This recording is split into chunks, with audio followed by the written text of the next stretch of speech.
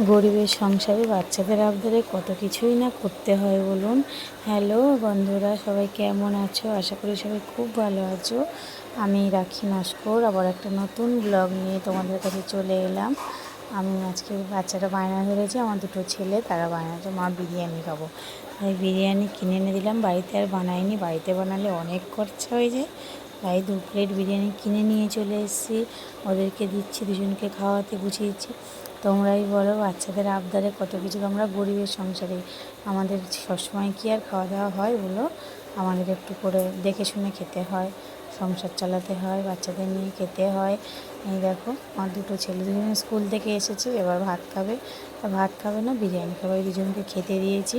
দুজনকে জিজ্ঞাসা করলাম ভালো লেগেছে, বলছে হ্যাঁ ভালো হয়েছে, খাচ্ছে দুজনে। আমি তো আর বানাইনি, ছোটো ছেলেটা রেখে দিয়েছিল খানিকটা, তার থেকে আমি খেতে বসে গেলাম। আশা করি তোমরা সবাই ভালো আছো, ভালো থেকো, টাটা বাই।